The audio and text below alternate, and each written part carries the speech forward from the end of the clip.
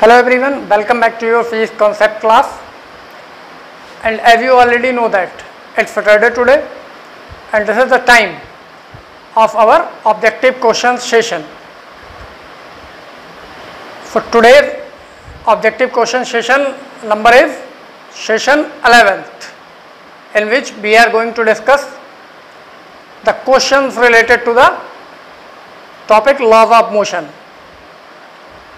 And this topic including the first law of motion, second law of motion, third law of motion, the law of conservation of linear momentum, the connected motion. So, we are just going to discuss the questions related to these topics, and as you already know that in our each objective question session, we have just 10 questions related to the topic of the session. So let's we start our session of the day. तो चलिए आज के session के लिए तो आपका session objective question session number 11 और आज के क्वेश्चन जो सेशन के लिए मैंने क्वेश्चन सेलेक्ट किए हैं वो अब 1 बाय 1 आपके सामने आएंगे, लेकिन उससे पहले हम यहाँ पर नोटिस कर लेते हैं कुछ फॉर्मूले जो क्वेश्चंस में यूटिलाइज हो सकते हैं. कौन कौन से हो सकते हैं वो फॉर्मूले? लॉज ऑफ मोशन है तो generally the first formula is F equals to ma and it is also equals to the rate of change of linear momentum, that is delta p upon delta t. F का एक formula ये भी होता है. The formula of linear momentum p is given by mb and the law of conservation, okay, p is constant when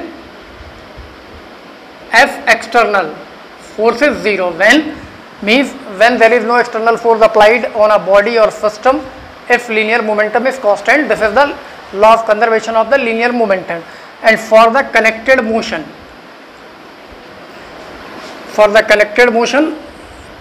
the acceleration and the tension in the string T is equals to 2m1 m2 upon m1 plus m2g, and acceleration is equals to m1 minus m2 upon m1 plus m2g. Okay, these are the two formulas for the connected motion, like when two objects are connected by a massless string like this is m1 and this is m2 passing over a pulley which is also frictionless, then this is the tension in string, and because if m1 is greater than m2, then this mass is moving down and this mass is moving upward. So the acceleration is this and the formula of acceleration is this and formula of tension of this. तो कुछ normal से फॉर्मूले हैं जो already आपने पढ़ रखे हैं, हम इन्हीं पे बेस्ड क्वेश्चन आज डिस्कस करेंगे. चलते हैं, स्टार्ट करते हैं अपना session. So for your question number first of the day, आज का क्वेश्चन है तो see on your screen for your first question. So now you can see on your screen, when a bus suddenly takes a turn, the passengers are thrown outward because of, there are 4 options in the questions. The option A is inertia of the direction, the option B acceleration of the motion, the option C is speed of the motion, and option D both B and C, that is acceleration of motion or speed of the motion. So आपने questions पढ़ रखे हैं, तो now returns back to the board. तो आप लोगों को already पता है कि जब हम किसी बस में बैठे होते हैं, कार में बैठे होते हैं और वो सडनली टर्न करती है तो हमारा क्या चेंज होता है? डायरेक्शन चेंज होता है. तो ये कौन सा इनर्शिया है? It is inertia of direction. So your answer, correct answer is, it's answer is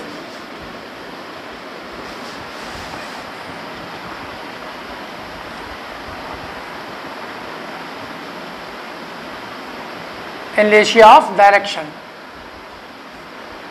और ये आपके ऑप्शन में क्या है? Option A is correct. Now this is your first question. Okay, now for our next question, that is the question number 2. Once again move towards the screen and see on the screen.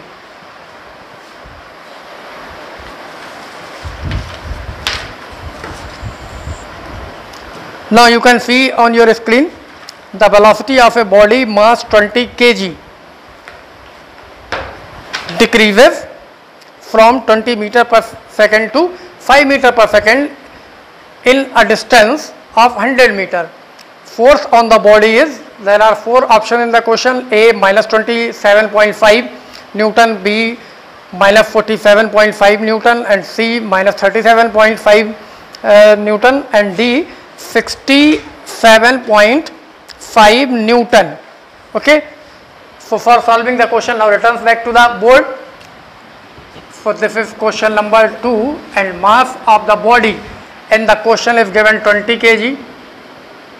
Its initial speed is given in the question is 20 meter per second, that is u, and the final speed is given 5 meter per second. The distance covered is given 100 meter. तो आपको calculate क्या करना है, the force on the body, और force के लिए आपको क्या चाहिए होगा, according to formula F equals to mass into acceleration.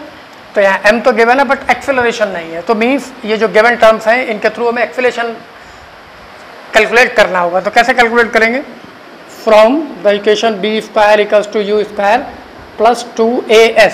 तो हमें ये a चाहिए, that is 2as equals to b square minus u square, that is a equals to b square minus u square divided by 2s. Okay, तो ये तो acceleration की value हो गई. कैलकुलेट हमें करना है force, then force is equals to ma. Now this is m, value of a is b square minus u square divided by 2s. Value put कर दीजिए, जो भी फाइनल आंसर होगा आपको मिल जाएगा. सो F equals to m is given 20 v square, that is 5 square means 25 minus v u square 20 square 400 upon 2 into F is 100. This is 25 या 100, 5 2 या 10. ये नेगेटिव आ जाएगा आपका 375 divided by 10, that is minus 37.5 Newton. This is the force. So which one is the correct option? Once again see on the screen for the right option. So now you can see on your screen the option C has the value minus 37.5 Newton. It means the option C is correct. Now returns back to the board. So your answer is option C, which is minus 37.5. Okay. Now once again for our next question, that is the question number 3. See on the screen. So you can see on your screen now the third question. The third question is this: a solid disc of mass m is just held in horizontally while throwing the 40 stones per second. Velocity upward to strike the disc, each with a 6 meter per second. If the mass of each stone is 0.05 kg, what is the mass of the disc? Then G is given 10 meter per second square, and options are A, B, C and D. Option A is 1.2 kg, option B is 0.5 kg, option C is 20 kg, option D is 3 kg. So for solving the question, now returns back to the board. Okay. So this is question number 3. और इसको हमें solve करना है. Question क्या है वो पहले understand कर लेते हैं. ये एक डिस्क गिवन है जिसका कोई मास हम सपोज कर लेते हैं m है, और यहाँ से स्टोन इस पे वर्टिकली अपवर्ड थ्रो किए जा रहे हैं विद अ वेलोसिटी 6 मीटर पर सेकेंड, और पर स्टोन का इसका जो मास है m वो आपको गिवन है 0.05 kg. ये स्टोन का मास गिवन है. तो ये कह रहे हैं कि इस डिस्क को यहाँ पर रोके रखने के लिए अपवर्ड में, ठीक है, कितना फोर्स ये अप्लाई कर रही होगी. ठीक है. If the mass of each stone is 0.05 kg, what is the mass of the disc. Disc का मास कैलकुलेट करना है. तो ये डिस्क रुकी कैसे. नंबर ऑफ स्टोन आपके कितने गिवन है, 40 गिवन है नंबर ऑफ. तो n आप सपोज कर लेते हैं, इसमें जो n है ये 40 स्टोन ऊपर की तरफ जा रहे हैं 6 मीटर पर सेकेंड से. तो ये डिस्क रुकी रहेगी. तो क्या कंडीशन होगी इसकी, इसका वेट वर्टिकल डाउनवर्ड होगा mg, और ये जो स्टोन्स के थ्रू इस पर एक फोर्स अप्लाई होगा वो अपवर्ड डायरेक्शन में होगा, वो F होगा. अगर ये कंडीशन आ जाती है this upward force is equals to mg, sorry capital M suppose किया है तो mg, तो इस सिचुएशन में ये डिस्क ऊपर रुकी रहेगी। तो कॉन्सेप्ट क्या हुआ, कॉन्सेप्ट ये हुआ the weight of disc must be equals to the upward force applied by the stone moving vertically upward with the speed और वेलोसिटी 6 मीटर पर सेकेंड। तो ये कॉन्सेप्ट आपको यहाँ यूटिलाइज करना है। तो देखते हैं कैसे होगा, तो सॉल्व करते हैं इसको। तो the weight of the disc is mg और 40 स्टोन का जो फोर्स अप्लाई होगा वो कितना होगा, एक मिनट यहाँ पे चेक करते हैं। F नॉर्मली ये क्या होता है delta P upon delta T, ये एक स्टोन के मोमेंटम की और पर सेकेंड ऑलरेडी गिवन है, तो यहाँ पे N delta P upon delta T ये यूज होगा। तो हम यहाँ पे यूज कर सकते हैं N delta P upon delta T। Okay, इसको मैं रफ कर देता हूँ। N डेल्टा P, N यहाँ पे कितना है 40, delta P upon delta T, तो इसको हम इंटू mv लिखेंगे। ठीक है, मीटर पर सेकेंड ये ऑलरेडी गिवन है और स्टोन पर सेकेंड थ्रो हो रहे हैं, इतना मास पर सेकेंड जा रहा है, तो ये रेट यहीं इन्वॉल्व हो गई। तो this is 40 into m, stone का मास 0.05, वेलोसिटी 6 गिवन है और mg यहाँ पे 10 गिवन है, तो इसको हम 10m लिख लेते हैं। ठीक है, ये 10 यहाँ से कैंसिल कर देते हैं। m इक्वल्स टू, यहाँ मल्टीप्लाई करते हैं, देखते क्या है। तो 6 5 या 30, दैट इज 4 इंटू 0.30, 120 आफ्टर 1.2, तो the mass of disc is 1.2 kg। तो जो ऑप्शंस आपको दिए थे उसमें से कौन सा ऑप्शन करेक्ट है ये जानने के लिए once again see on the screen. So your options are 1.2, 0.5, 20 kg and 3 kg, 20 kg and 3 kg। तो इनमें से कोई ऑप्शन आया है क्या हमारा? तो ऑप्शंस को देखने के लिए once again returns back to the board. Okay, this one कौन सा ऑप्शन है? ये हमारा फर्स्ट ऑप्शन है ये हमारा। तो answer is a, option A is correct for this third question. Now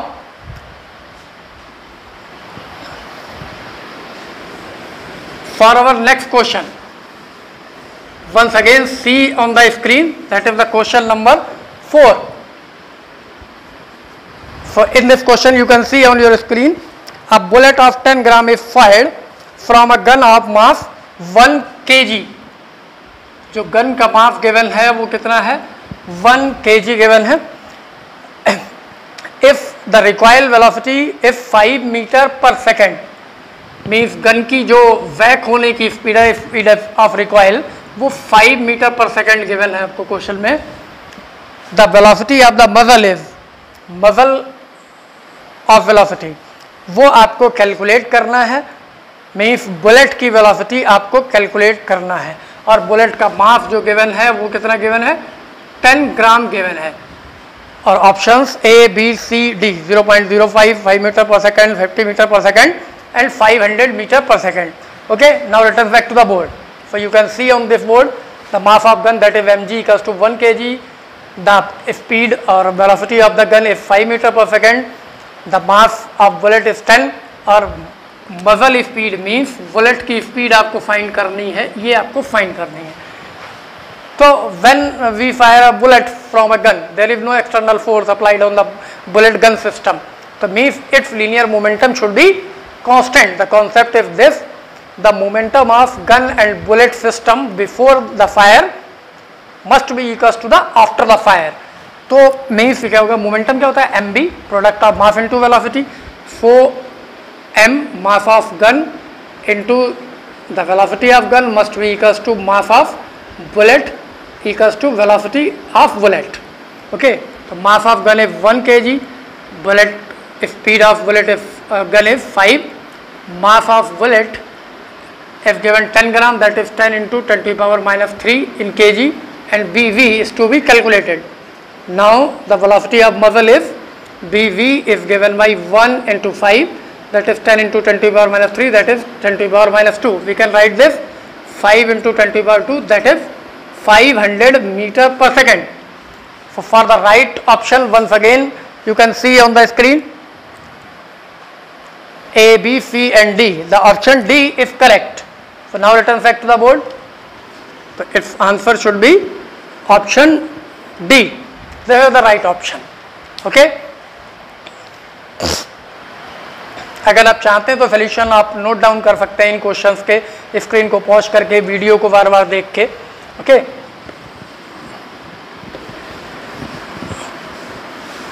Now our next question is question number 5, and for the question see on the screen. So now you can see on your screen.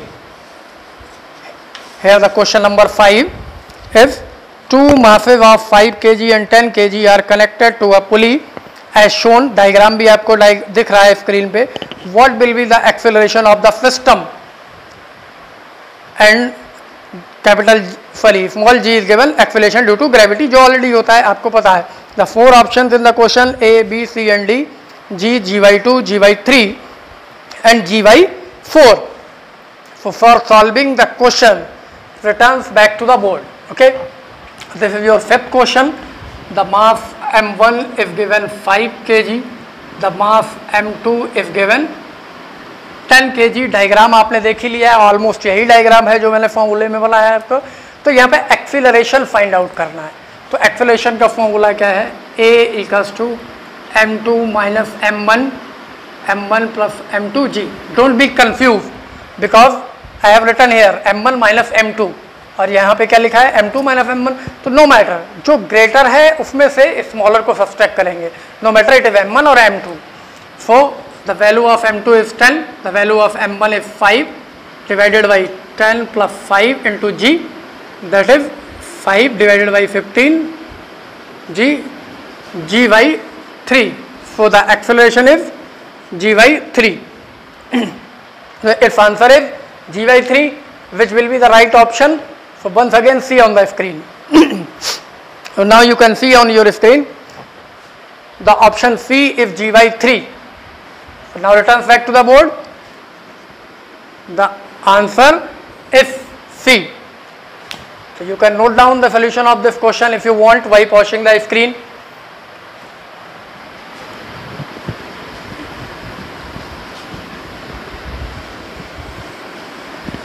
Now our next question, that is the question number 6.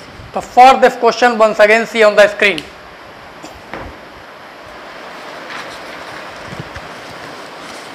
So now you can see on your screen the sixth question.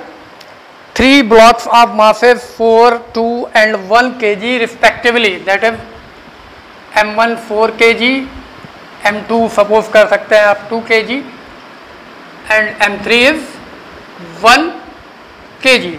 Okay, respectively are in contact on a frictionless table as shown in the figure.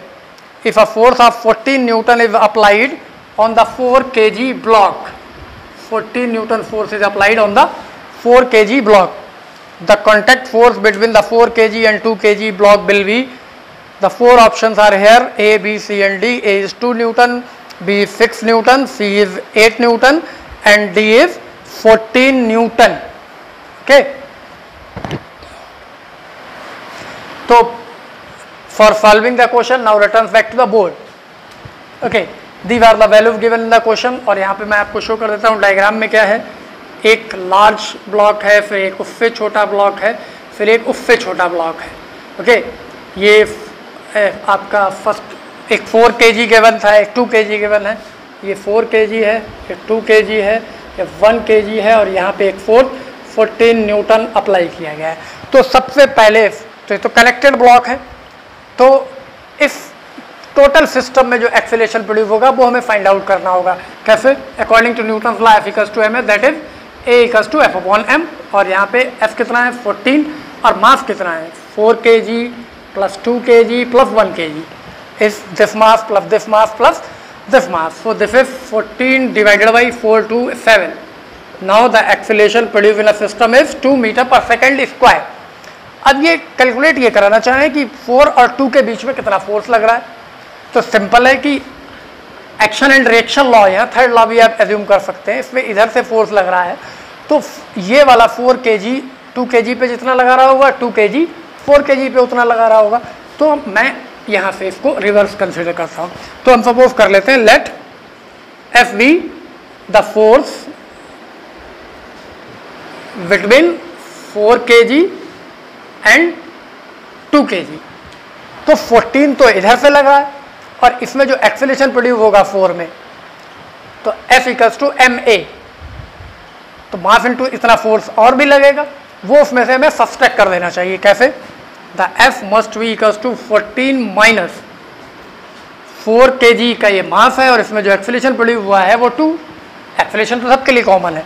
तो 14 total apply हो रहा था, 4 2 जाए 8, इसमें से left हो जाएगा 4 और 2 के लिए और ये बचेगा 6 न्यूटन। तो which one is the correct option for this? once again see on the screen. So you can see on your screen the option B have the value 6 Newton. So that's why it should be correct. Now return back to the board. Your correct answer is answer C. Okay. तो option C is correct now. इसका solution भी अगर आप चाहते हैं तो note down कर सकते हैं।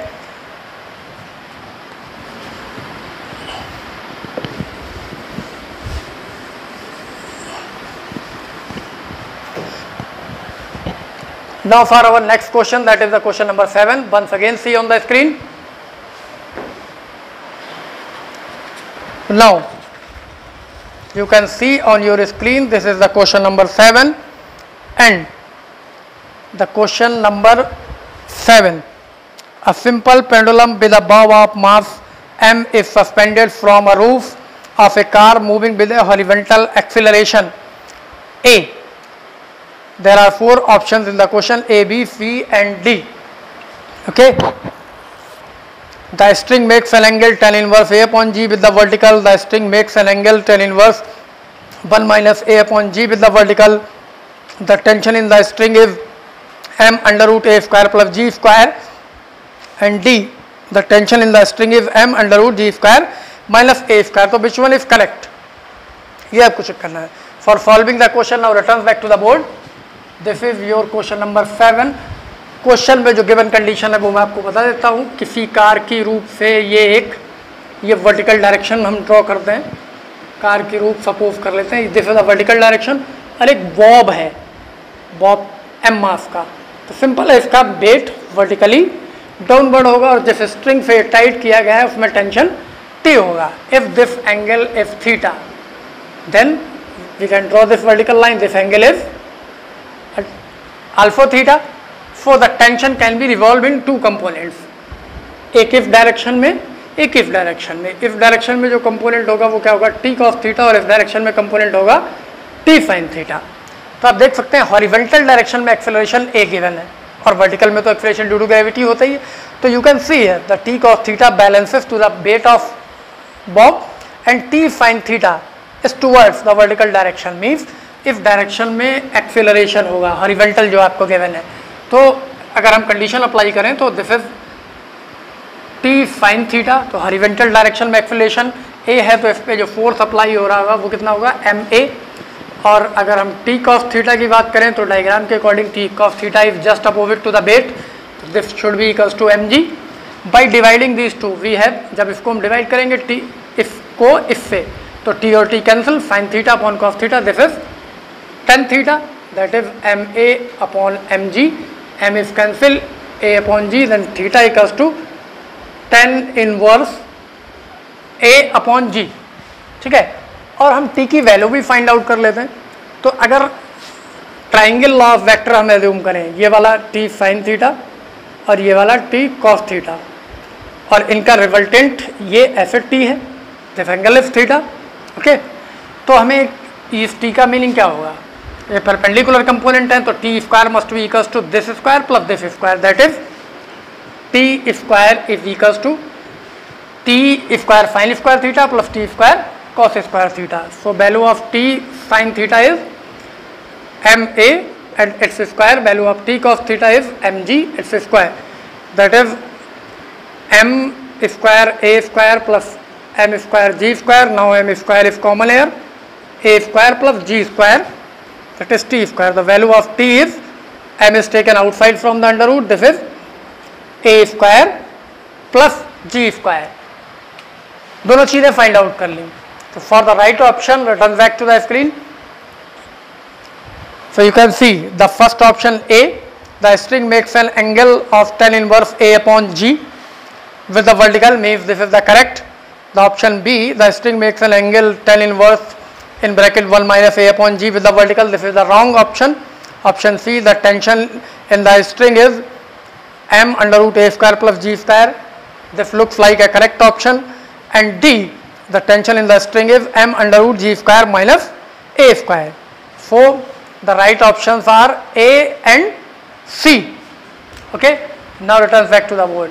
So this is given in the option A and this is given in the option C. So we have two correct options in this question. A and C options are correct in the question. So this is the multiple answer question. Okay, so you can note down the solution of this question if you want. Now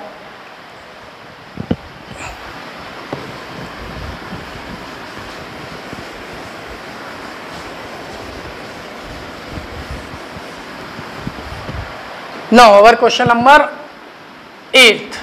Once again you have to see on your screen.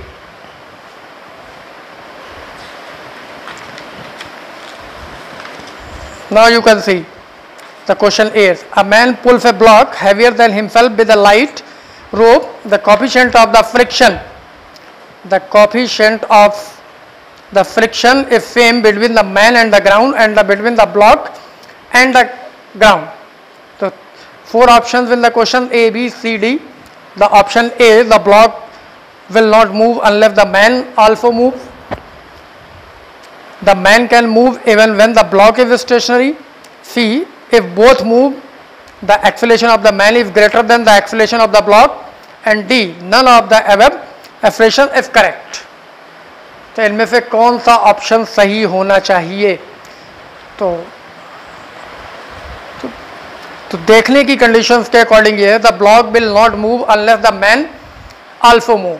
This option looks like the correct option, क्योंकि block कैसे move करेगा जब friction दोनों पर equal है. We, the man can move even when the block is stationary. Man move कर सकता है क्योंकि इंडिविजुअल बॉडी है, लेकिन block is stationary. Block stationary का this looks like a correct option. The option C, if both move the acceleration of the man is greater than the acceleration of the block, ये भी सही है. D, none of the above expression is correct. So this is the wrong option. Only D option is wrong. Means A, B, C, all 3 options are correct. So return back to the board. So its answer should be A option is correct, B option is correct, and C option is correct. This is a theoretical question, so you have to make your concept clear for such type of the questions. Okay. Now for our next question, see on the screen. The question number 9. Okay, the question number 9 is type of affiliation and reason. You can see on your screen the affiliation and reason both are given.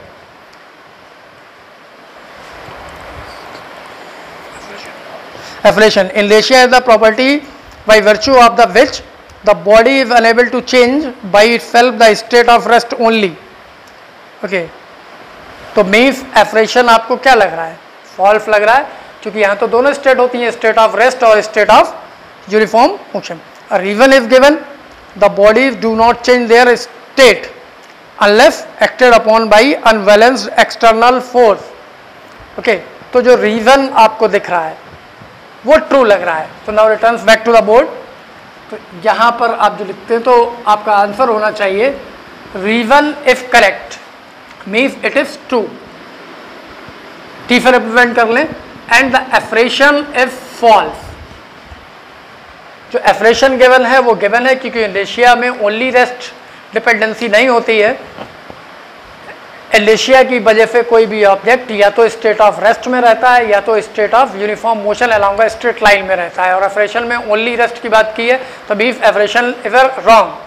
और जो reason given है वो सही है. किसी भी body की state change करने के लिए एक्सटर्नल फोर्स रिक्वायर होता है. तो reason is true but the assertion is false. This is the answer of this question. Now move towards our next question, that is the question number 10 and the last question of this particular session. So once again see on the screen. Now this is also the affiliation or even type question. Affiliation: a cyclist always bends inward while negotiating a curve, and reason by bending the cyclist lower his center of gravity. By bending, cyclist lower his center of gravity. So now returns back to the board. तो जो question आपका given है उसमें जो एफरेशन आपको दिख रहा है, cyclist always bends inward while negotiating a curve. जब आप कर्व पे टर्न करते हैं तो अपनी बाइसिकल को टर्न की तरफ बेंड कर लेते हैं खुद को. This is the right assertion. और जो रीजन गिवन है, by bending cyclist lowers his centre of gravity, अपनी सेंटर ऑफ ग्रेविटी को नीचे की तरफ ले जाता है बेंड करके. क्या ये सही है? This is the false reason. तो here assertion is not true, but the reason is false in this particular question. So these are your 9th and 10th questions, affiliation and reason type. So in the 9th question the reason is true but the affiliation is false. In the 10th question the affiliation is true but the reason is false. So that's all for today. Now we will meet in our next session, that is on next Saturday. Till then, enjoy and goodbye.